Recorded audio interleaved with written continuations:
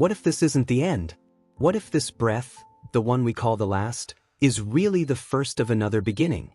Every night we die a little.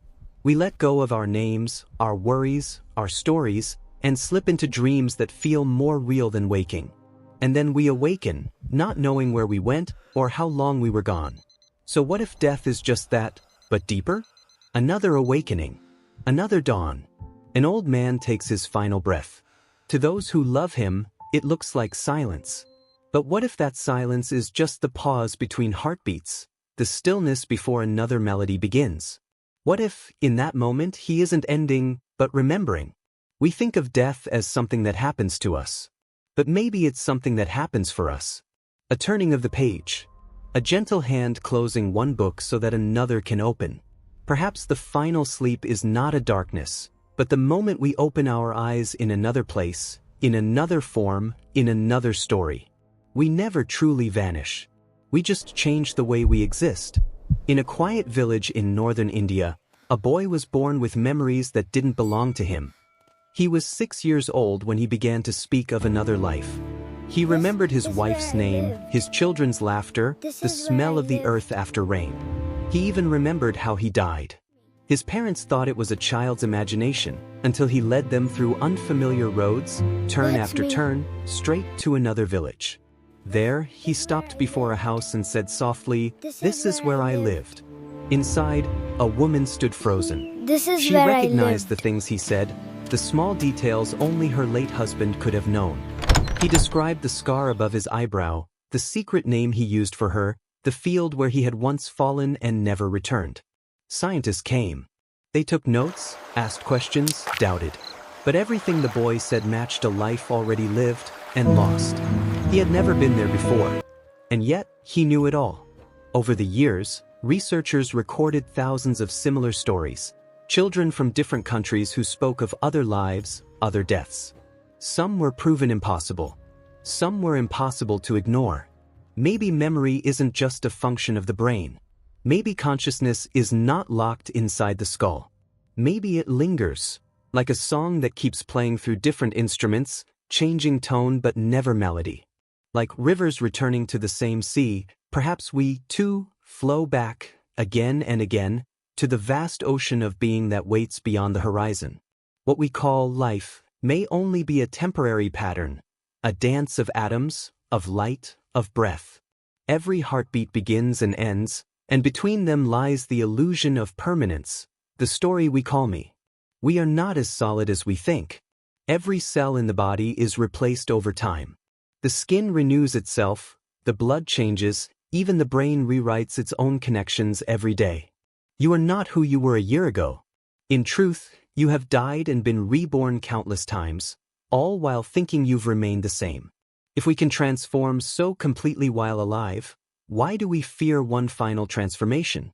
Why do we call it an end when everything we are is built upon endings? The person you were at 10 is gone. The person you were at 30 is gone.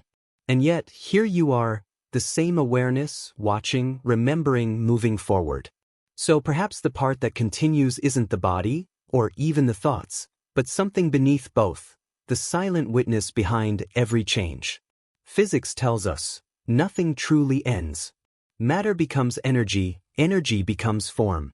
When a star dies, it scatters the seeds of new worlds. When you breathe out, that air enters another's lungs. You are part of this eternal exchange. The drop and the ocean are never separate. They are one motion, one life passing through infinite shapes. Maybe death is not erasure, but recognition. The moment the drop remembers it was always the ocean. Everything in existence vibrates, from the hum of a star to the rhythm of your heartbeat. All of it moves to the same hidden music. The universe is not a collection of things.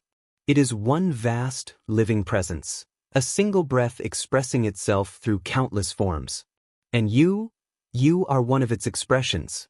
Energy cannot be destroyed. It only changes shape. Every atom in your body once belonged to something ancient, to oceans, to trees, to stars. When you inhale, you take in the dust of galaxies. When you exhale, you give it back. So if everything recycles, why would consciousness be the only exception? Across time, Humans have spoken the same truth in different languages.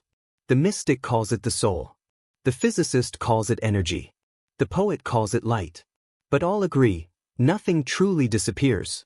Those who have come close to death often describe the same vision: a radiant light, a feeling of peace, a sense of homecoming. They speak of being surrounded by love so vast that words dissolve.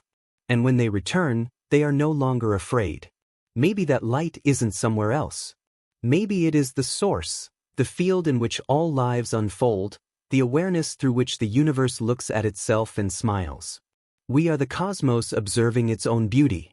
The soul, the atom, the star, all are threads of the same endless fabric. Life and death are not enemies. They are partners in the same dance, two halves of one heartbeat. When the melody pauses, it does not end. It simply waits for the next note. We are not born into the universe. We emerge from it, and when our story closes, we return to the silence that gave it sound. Maybe all of this, the laughter, the pain, the love, was the soul dreaming itself into form. And when the dream ends, we open our eyes to what was always real. Perhaps heaven isn't elsewhere. Perhaps it's here, in every act of kindness, in every forgiveness, in every moment we truly see one another. Heaven might not be a destination. It might be the recognition that we never left. We spend our lives fearing the dark, not realizing it's made of the same light we carry within. We are not the candle. We are the flame that moves from wick to wick, life to life, form to form. Nothing is ever lost. Nothing is gone. We never die, we just wake up somewhere else. When the time comes to take your final breath, don't be afraid to close your eyes. Because the moment you do, you may find you were never sleeping, you were only dreaming, and now, you are finally waking up.